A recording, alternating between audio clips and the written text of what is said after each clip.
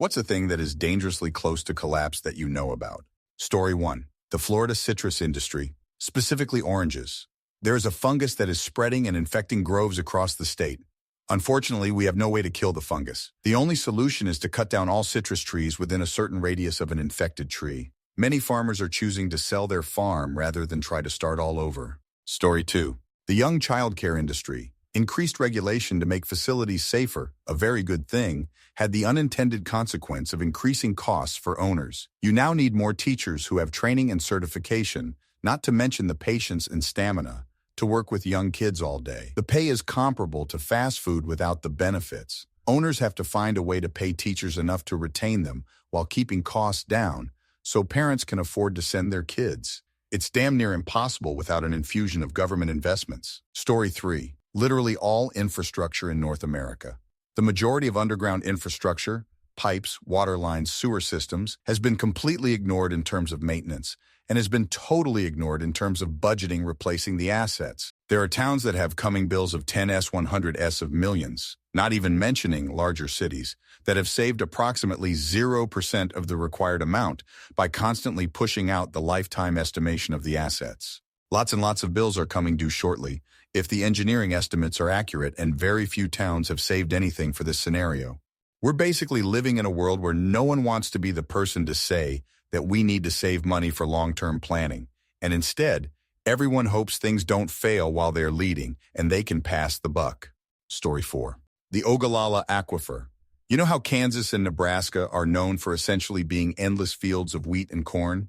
Well, they do that by drilling wells to one of the world's largest aquifers deep under the Midwest. There isn't enough consistent rainfall in those areas for all those crops, so well water makes up the difference. But we're draining it, and it can't be replenished. Once it's drained, it's Dust Bowl 2.0 and no more large-scale farming in the Midwest. Story 5. The Garisenda, one of 2 remaining 12th century towers in Bologna, Italy. I saw them in April. It looks pretty ridiculous, to be honest. They have the area blocked off by some shipping containers because that tower's probably going to fall any day. It looks like there are some half-hearted restoration attempts happening, but no idea what their plan is. Story 6. There's a waste product of burning coal called fly ash. We use it in concrete. It makes the concrete better and cheaper. Nobody is building new coal power plants, and old ones are shutting down. It's getting harder and harder to source the ash. If we have to source it from far away like China, the transportation costs erase the cost saving. We can get the same concrete with just cement and added chemicals, but it's more expensive. In 10 years, we probably won't be using it at all. It's a really minor thing that will have far-reaching consequences. Architects and engineers will probably look at ways to reduce concrete in their buildings as the costs increase. It's not likely to impact residential, but big downtown architecture is sure to be affected. Story 7. Without human intervention, your local energy grid is only about 6 to 24 hours away from complete collapse, depending on how greedy the utility company is in terms of automatic backups. The electricity grid will likely fail first and within hours. Other energy sources like city heat or natural gas will take longer because those rely less on active human inputs. You remember in the Last of Us TV show how Nick Offerman is in a Home Depot? The power goes out and he remarks, "That was fast." That bit was much more accurate than anyone not involved in utilities would ever care to know about. Story 8. Lots of things according to our collapse. Personally, I live in a city called Lowell, MA, and there's the Rourke Bridge built 40 years ago that was meant to be temporary. Honestly, it reminds me of those horrible, scary bridges you've seen over rivers in Siberia or some other place in Central Asia. It's loud and bumpy, and you can feel the whole thing sway because it gets 25,000 cars crossing it every day. Not only that, you can actually walk under it since there's a river walk pathway it connects to, and you can see rusted sections just rotting away. About 6 months ago, a truck crossed it and a panel on the surface somehow seesawed up into the gas tank. The truck made it across, but not before losing probably 80 to 100 gallons of diesel onto the bridge and into the river below. The river had a marshy, swampy area near the bridge, and you could see the fuel slick eddying and collecting into that area.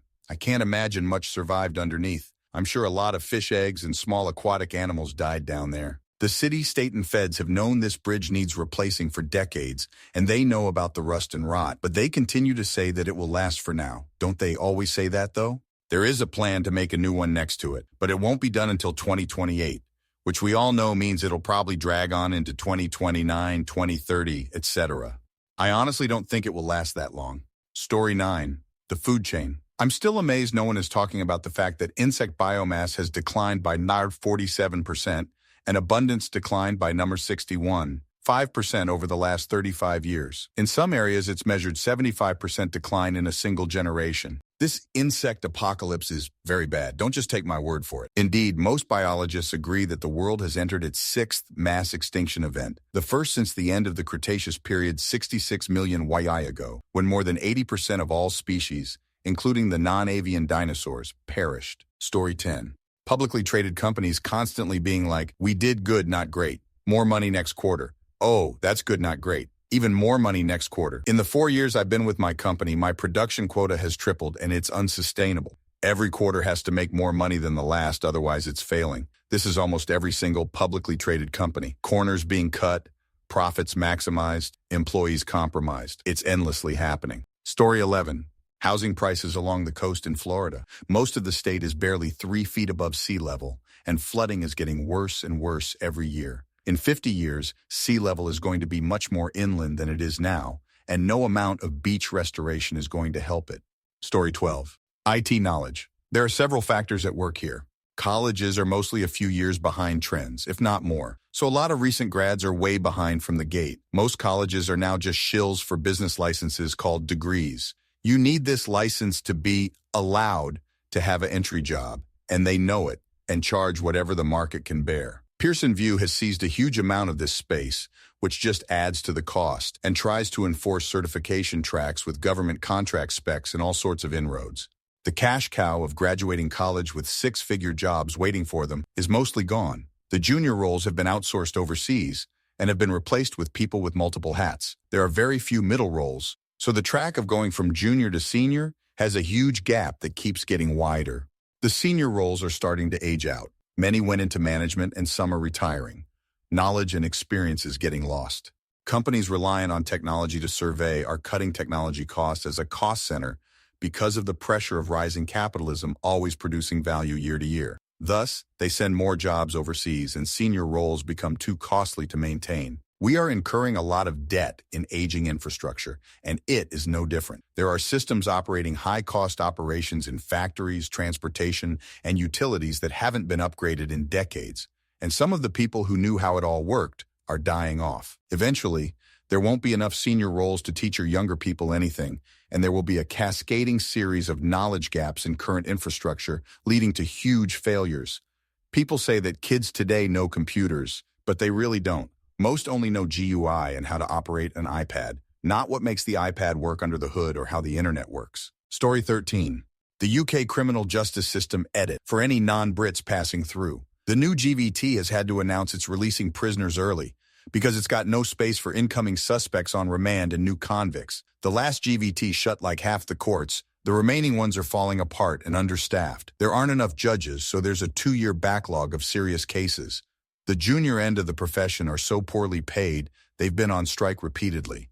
And let's not forget the police have basically stopped investigating shoplifting and other smaller crimes. This after 14 years of the law and order party being in power. Thank goodness the former chief prosecutor is now prime minister, so maybe there's a hope of fixing it.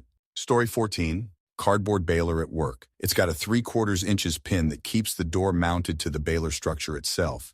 Decades of use has left said pin warping, so that there's now a visible gap at the top, while the bottom is still fairly close to where it should be. It no longer closes unless you slam it shut full force, and even then it's 50/50ths as to whether it'll shut or just bounce off the catching ledge at the bottom. One of these days, something's going to give out on that thing. Story 15. Factual information on the internet. There's a churn of AI-created content that's being taken as fact and used as the basis for new articles and content.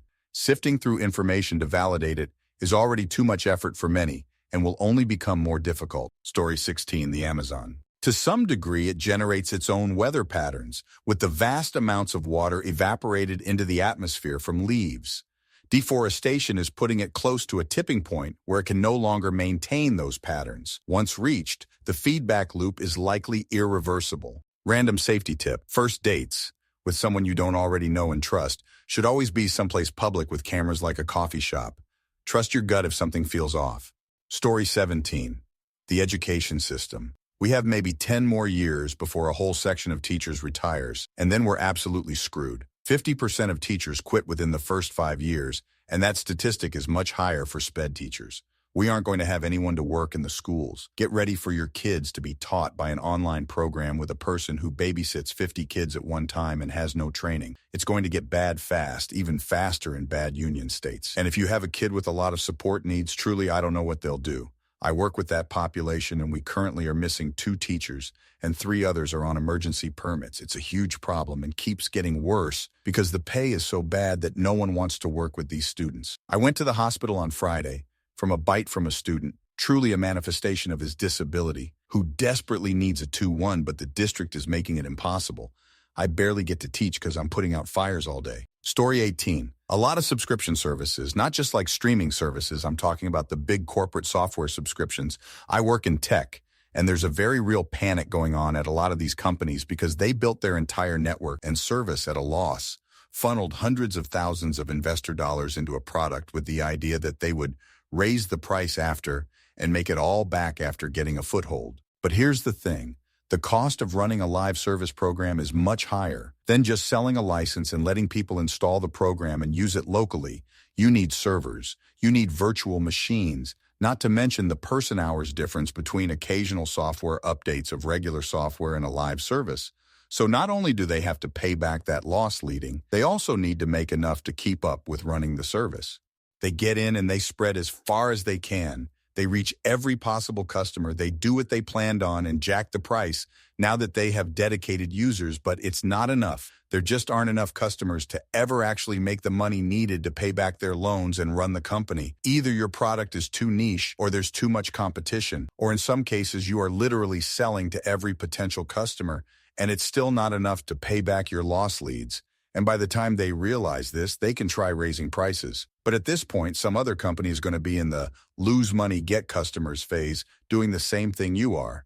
And if you raise the price again this quickly, you're going to breach the trust thermocline. And the customers you do have are going to jump ship, and you'll make even less money. A lot of companies jumped on the software as a service train that was so successful for Microsoft and Adobe. But the thing is, they already had a shit ton of money to throw at projects. They could loss lead and just eat the losses. Smaller companies don't have that luxury. But they made it seem so lucrative and easy that thousands of companies are slowly hemorrhaging themselves to death trying to replicate it. Story 19. You will no longer own the vehicle you purchase. I believe that electric vehicles are the way of the future, but manufacturers of cars, trucks, tractors, boats, etc. have been restricting access to necessary diagnostic and repair information for a couple decades now, and it's only going to get worse unless we fight for right to repair legislation. Story 20. I feel like the U.S. Postal Service has less than 20 years left. Our city delivers all the Amazon packages, but they're building their own facility, and within a year or two might be delivering all their own parcels. I feel like without the Amazon, we'll have about 30% more carriers than we need. Factor in first-class mail, being just a fraction of the overall mail, the death of newspapers and magazines, online bill paying, email, free long-distance calling with cell phones, and the extremely low rate charged for shipping standard mail. I personally no longer buy presents and pay $20, $40 for shipping when I can just order off Amazon and have them shipped directly for free. I don't see as many people waiting in the lobby. There's just no aspect that suggests a future. Story 21. The red supergiant star, Betelgeuse. It's speculated to soon be going or have already gone supernova, but the light hasn't yet reached us. It's too far away to harm the planet directly, but it will shine brighter than the moon for a year when the light reaches Earth, casting its own shadows even. Wild animals tend to use the moon to help them navigate, and scientists are concerned that this supernova could confuse them and end up disrupting the ecosystem. Story 22. The Los Angeles Court Reporter System, among many other county services like the health department. You can add several county IT systems to that list. Court reporters went home in 2020, and most of them just never came back. There is such demand for court reporters that they now start at $100K a year with signing bonuses. Except they still can't hire enough qualified people. The problem being that they were a very important part of the justice system in Los Angeles. Many courts don't allow electronic recordings as accurate portrayals of court discussions. In some probate and misdemeanor courts they do, but all others need a court reporter. If a judge rules against you, a properly created court transcript is needed to appeal your decision. Those aren't being given out in many cases any longer, and cases can't be delayed indefinitely. No transcript, no appeal. No appeal means serious constitutional violations. Story 23. The Colorado River's water levels are dropping consistently and dropping fast. The Hoover Dam eventually won't be able to make electricity. There's so much that relies on the Colorado, and eventually it's all going to fall apart. So much farming, several major cities, tens of millions of people.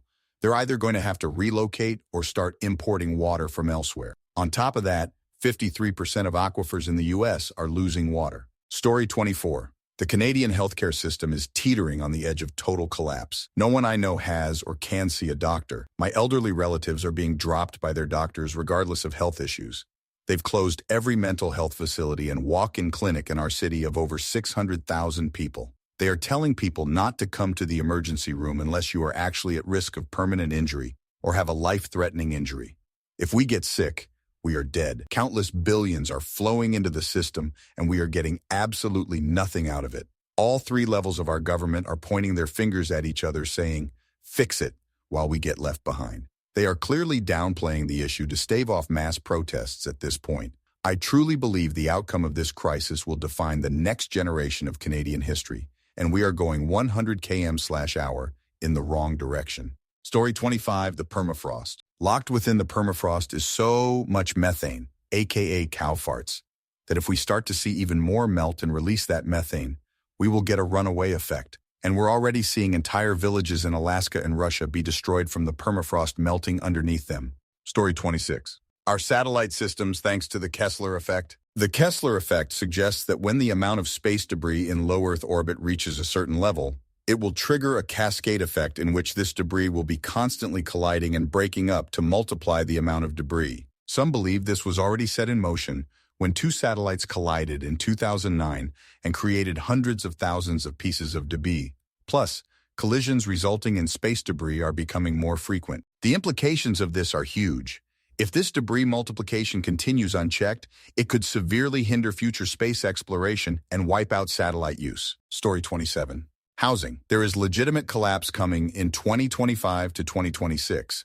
During the height of COVID, no one was borrowing, so rates bottomed out. The people that had money, people not limited by COVID restrictions, nurses or other professions that got a lot of OT, truckers working through the supply chain issues, etc., could get mortgages for very little. Banks knew it wouldn't last forever, so they were throwing around adjustable rate mortgages like candy, but keeping fixed rate mortgages relatively normal. So a lot of people got ARMs, either as a refinance to a lower rate or as a purchase. A lot of these loans were approved with OT pay and above average income factored in, and this was often required to get people under debt-to-income ratios.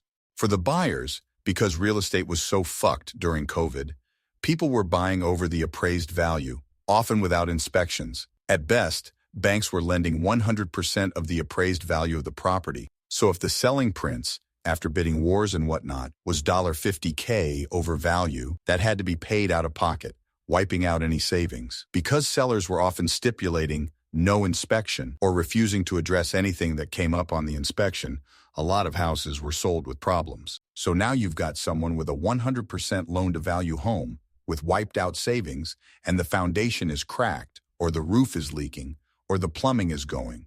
They don't have the cash to pay it, and they don't have the equity to do a HELOC. So they paid for repairs on credit or just didn't fix it. And because home values spiked too much in 2020 to 2022, insurance rates and property tax bills spiked. Those increases get paid as the escrow portion of your monthly payment. If your insurance goes up $1,400/year and your taxes go up $1,000/year, which is totally plausible, that's a $200/mo increase. And these loans are ARMs, meaning the rate will adjust. There are limits on how much they can increase at one time, and limits for life of loan increases, but it's still an increase. Someone on a 2-wire or 3-wire ARM is probably looking at their second increase in the next year or two. People with 5-wire ARMs are coming up on their first adjustment. Those rates will go up. No one's ARM is staying the same, much less going down. So you've got people with escrow increases due to tax and insurance increases, and principal interest payments increase due to ARM adjustments. You're going to have a lot of people with payments going up, $500-700/mo. And that COVID OT pay isn't around anymore. Nurses that were getting 50 plus HR/WK are getting 34. Trucking loads have dropped. Extra funds to school for COVID-era programs is drying up, so you've got people making less than they were 4 years ago at a time when their mortgage payments are going up and deferred maintenance that they knew was an issue at purchase is catching up to them. People literally will not be able to afford their mortgages. There's going to be a major housing crash in 2025 to 2026, and it was set in motion in 2020 and has been ticking down since. Story 28. The online revenue market, not just influencers, but ads in general. There has never been a proven ROI. Right now, most of it is an estimate. I was listening to a podcast where they said Ernst & Young was hired to do forensic accounting on money spent to AdWorks, and 15 cents out of every dollar just disappears. Nobody has a clue where it goes, not even Google. And more data is being collected on real returns, and it's not lining up. Story 29, Rancho Palos Verdes. Did you know that part of Los Angeles is actively dropping into the sea? As in, the land is moving 12 inches per week, and the power company shut off electricity to 140 homes last week because they deemed it too dangerous to visit. Story 30, Modern Civilization. Back in the 70s, there was an MIT study, including a mathematical simulation, that predicted the end of modern civilization in or about 2040. Among the things predicted in this study was increasing climate change impacts, reduced access to natural resources, growing economic inequality, etc. Basically, all of this and more would be symptomatic systemic collapse, all driven by overpopulation in a major consumer age. One of the more interesting predictors would be skyrocketing prices in the second decade of the 21st century. Sound familiar? Essentially, this all leads to the gradual collapse of human society, industry, and population. Falling fertility rates suggest we are actually experiencing some degree of this. In the end, we end up with what is called limits to growth, LTG, which I don't fully understand, but it sounds kind of like diminishing returns scaled against population. It means we're right fucked. Honestly, I believe that the vast majority of things being discussed in this thread are indicative of and symptomatic of gradual societal collapse. BTW. This study estimates a similar population, technological level, and quality of life of the 19th century during the 22nd century. So this has been real fun. Story 31. A lot of jobs thanks to AI. More regular people are using it while managers are pushing for the tech to be deployed to be trialed. Most don't know. Yes, it can save time and money, but you keep using it at work. It'll get better and improve. Your bosses will notice, so expect layoffs in the future and more folks struggling to find roles. The wealthy board won't care about feelings. Pockets will get deeper, more profits, less wages to pay. But those clever enough to maintain AI, well, they will be dancing, but doubt they'll get a good cut out of it either, like any tech. Story 32. Not really a big deal, but sales companies. Folks often heard how restaurants start and fail all the time. It's like 80% of restaurants close within their first 5 years. But the sales industry, home remodeling, B2B, etc., is starting to see them close down at rates similar to restaurants. Main reasons are customers are wising up to shady tactics used by these groups and are less inclined to let them in the house or buy anything. Good salespeople are unlikely to work for these companies. These companies typically rely on younger, foolish workers to come work for them. Young folks, namely Gen Z, don't tolerate that shit and don't take the job or quit shortly after. As a result, these companies can't make the sales they need because of smarter buyers or can't get enough salespeople because the veterans see through the BS and younger people don't like the sales industry. Story 33. The creative industries, movies, music, games are all going to change. Want to hear Bohemian Rhapsody by Motley Crue? Then just ask for it. Want to play Tomb Raider set in Japan? Then request it. Want to see Fast and Furious 15 starring Burt Reynolds and Paul Walker? It's yours.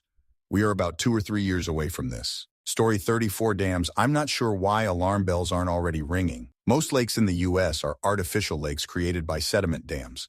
Most of these were made in the early 20th century and do not hold up to current design code. They are incredibly expensive to rehabilitate, and ownership of many of them are contested because no one wants to pay to fix them. I worked at a company specializing in dam rehabilitation, and in my 2 years there designed 15 dam rehabilitations for different HOAs.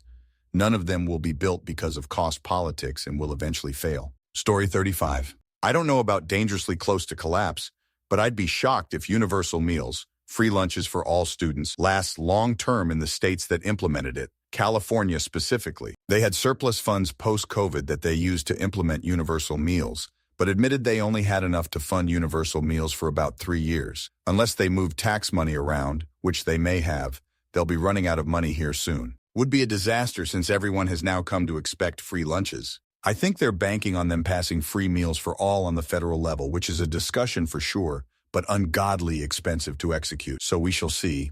Story 36. Our education system is not prepared for the effectiveness of AI. The way that traditional grading schemas have been used to measure academic merit in the past are rendered irrelevant even now, since all assignments can be completed with significantly little effort. Acquiring an academic degree has honestly never been easier. I suspect this will be a major concern in the next couple of years. Story 37.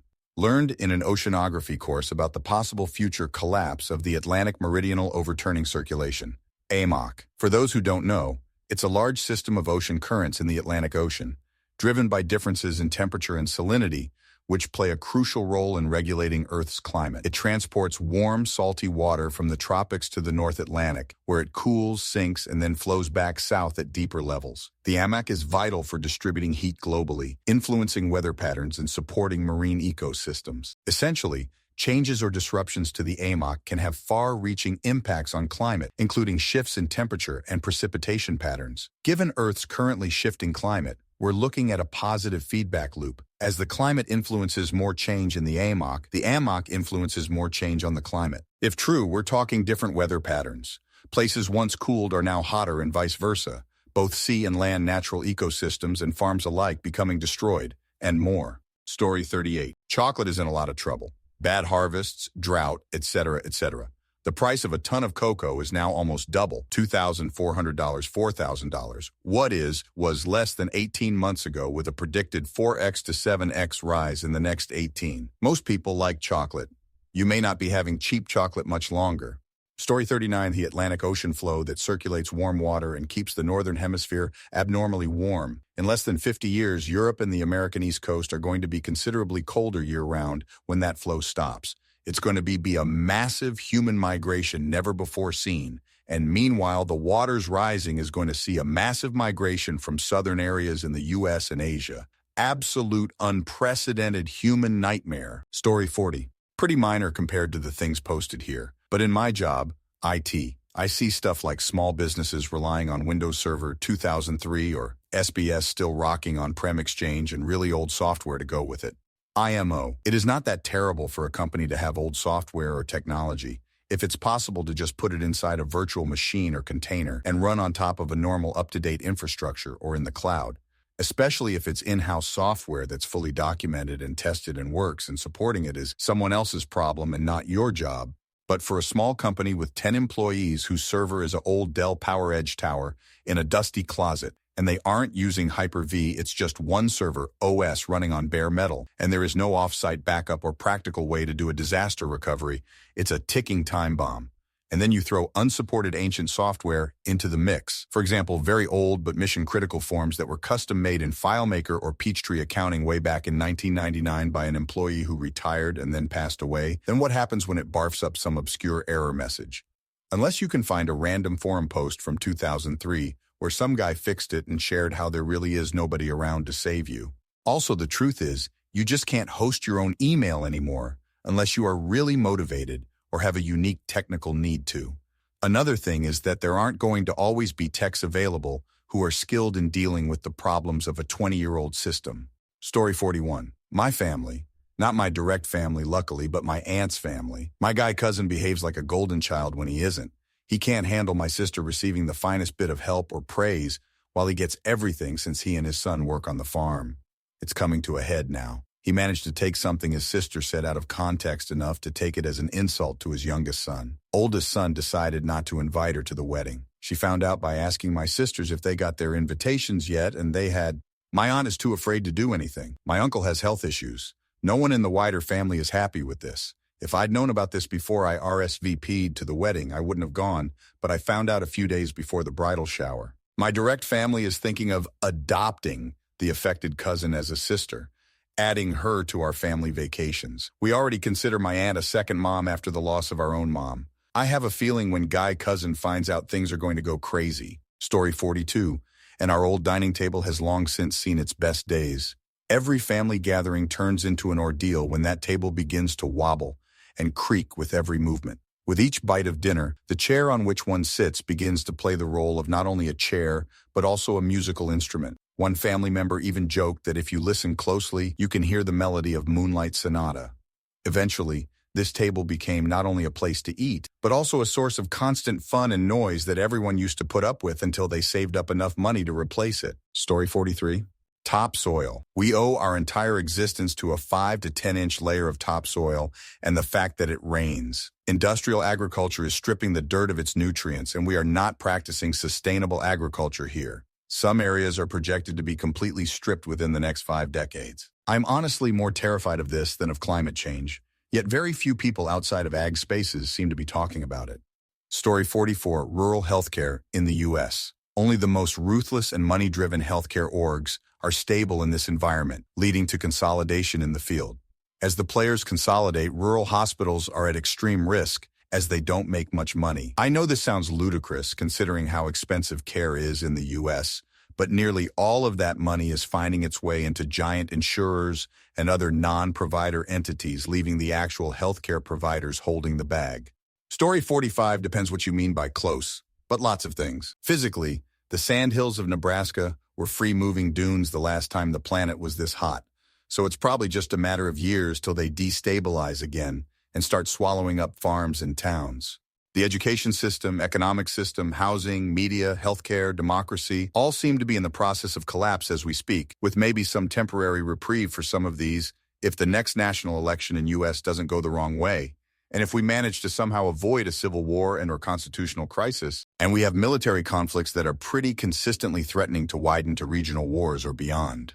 As far as I've seen, AMOC and even the whole Hadley cell system could collapse pretty much at any time. Collapse of insect populations and much of the rest of complex life on the planet, especially plants and animals not directly cultivated by humans for humans, seem to be well into collapse/sixth extinction. Story 46. My job. It's a decent company if you're in the important group. Office side, we are good. We get raises and we get treated well. Manufacturing has gone 2 years without raises, no acts of appreciation, and all around being ignored. I used to be manufacturing but worked my way into the office. Personally, I have nothing to complain about, but I hate how the other guys get treated. I've heard a lot of talk that we're about to have numerous walkouts. If majority of them leave, we are screwed. Story 47. The Panama Canal. The canal itself is above sea level and requires a system of separated sections that each get pumped and flushed with fresh water to raise the level in that section, allowing the ship to pass. The levels of available water to pump the canal with are getting extremely low. The wait times at the Panama Canal are getting longer, and the prices to pass are increasing. It is not uncommon to bribe officials a few $100,000 to skip the line, the beginning of the end of the Panama Canal. Really more the late middle of the end. Story 48. Compared to pre-industrial times, almost every fished fish population is down by 90 to 99%. In the early 1800s, when record-keeping began, a fishing vessel could catch in a day what we now catch in a year for some species. Insect populations in general are on the decline. There are 2 more well-known publications about it. One used windshield impacts and found dramatic declines. Another surveyed German nature preserves. Over 50% decline in population found. The insects are disappearing and we don't know much. Just like fish populations, some marine mammals aren't keeping up in spite of impressive international cooperation. After glacial progress since the 1980s, the North Atlantic right whale population is dropping again. Every single individual matters. There are only approximately 360 left. The vaquita porpoise, native to Baja California, is unlikely to survive. Its home waters are plagued by the Chinese medicine trade. A 2022 study estimated fewer than 10 were left. The most recent estimated 6, 8 to 9, 11. And of course, hopefully the most well-known example, corals. I recently moved to Florida for college. I was saddened to hear from a professor that the Keys have corals, but no longer what would be considered reefs. Coral populations have basically already collapsed, but it can and probably will get worse. Story 49. The Amazon rainforest is approaching a critical tipping point, with concerns that it could be close to collapse due to various environmental pressures. Deforestation, climate change, and the effects of fires are accelerating the degradation of the rainforest. Scientists warn that if deforestation reaches 20 to 25%, the forest could transition from a tropical rainforest into a savanna-like ecosystem, significantly altering biodiversity, water cycles, and carbon storage capacity. Currently, deforestation has affected around 17 to 18% of the Amazon, which means the tipping point may not be far off. This collapse would have profound consequences both regionally and globally, affecting climate patterns, biodiversity, and the livelihoods of indigenous communities. Story 50. The ER. We're overfilled, understaffed, have no way to discharge psych patients, geriatric patients, the ICU is always full, and the patients I can discharge have zero access to follow up. We're a safety net that keeps catching but has no way to decompress. I've taken care of horrifically sick patients for days when prior to COVID they would have gone upstairs in hours. Story 51. Trade jobs, kind of a non-tangible area, but lots of the current plumbers, electricians, HVAC, mechanics, etc., are in their late 50s or 60s. They don't have a lot of younger people getting into those careers to backfill for them when they eventually retire. People can make some damn good money working those jobs, but they aren't seen as glamorous and high profile and not encouraged. But they should be. Story 52. I worked for CNBC in the graphics department over a decade ago. I accidentally made an error in one of the numbers graphics. I don't remember exactly what, but it was a big deal. Thankfully, someone caught the error before it got to the control room. Later that day, I was called in by all the department heads and told to pack my things. So I guess I almost crashed the stock market. Story 53. The East Coast oceanfront condo market. Not uber-rich condo communities, but middle-class run-of-the-mill condos.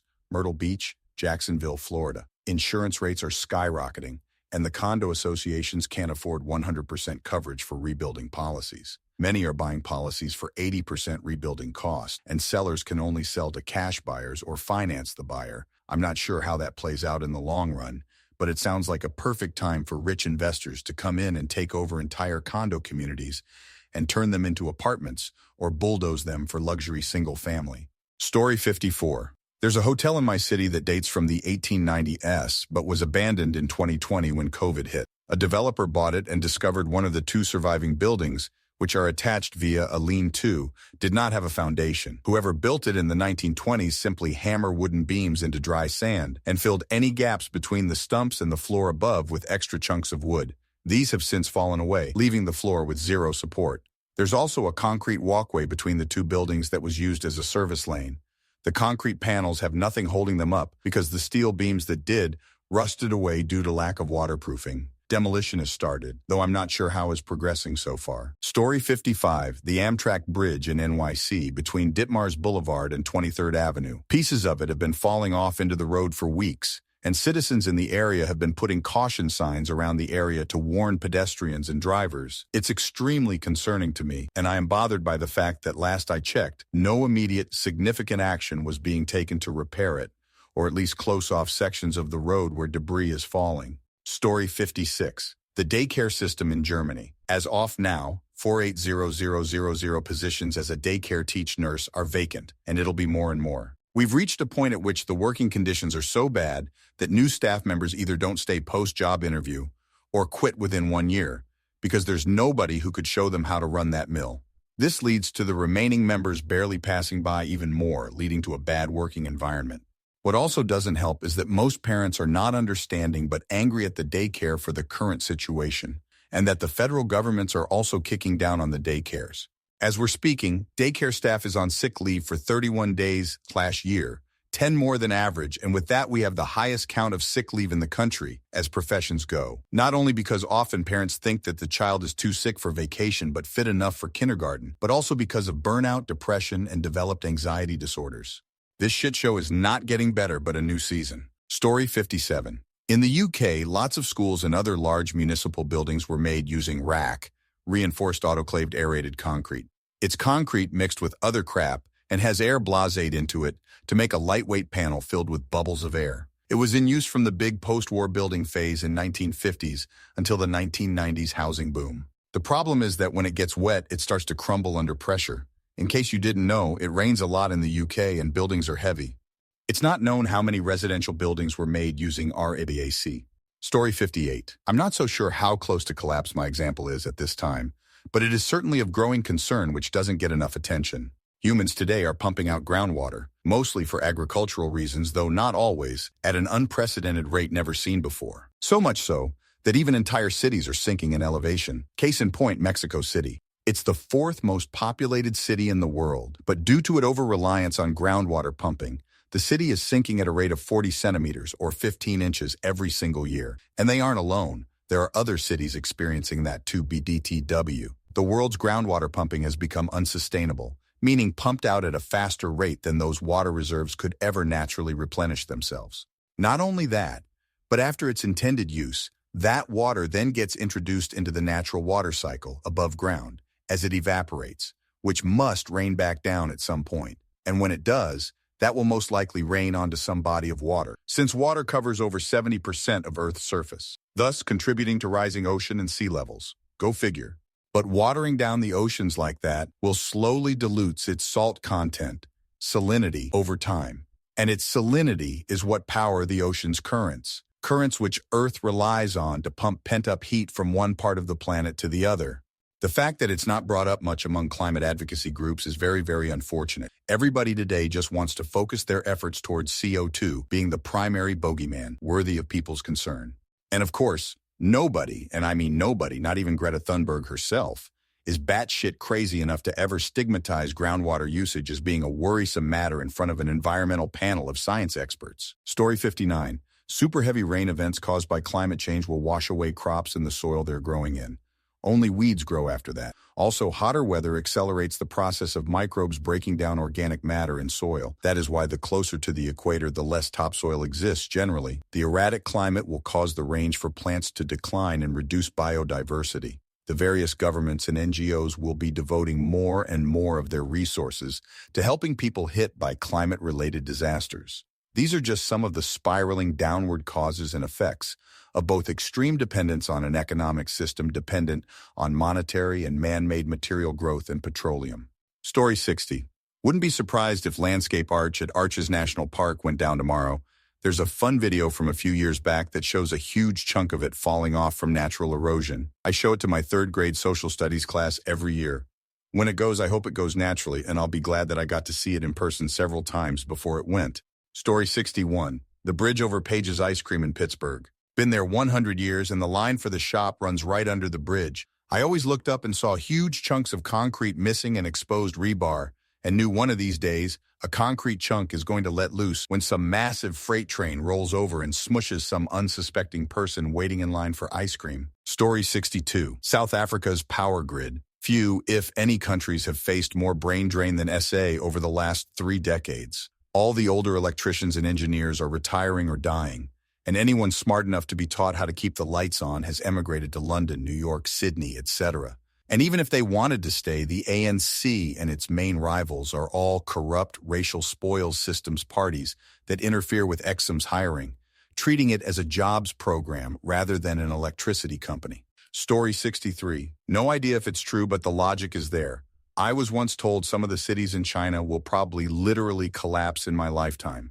Reason being is that while modernized, they are ancient and have completely used up the water tables beneath the cities at this point. Now, with these modern cities, you now have a lot of weight on top of a void where there used to be something. Eventually, it will give out that will probably take out quite a few buildings. I think it's foolish to think that entire cities will sink like some modern-day Alexandria. But I could easily imagine some of the cultural sites that are ancient being swallowed up by sinkholes.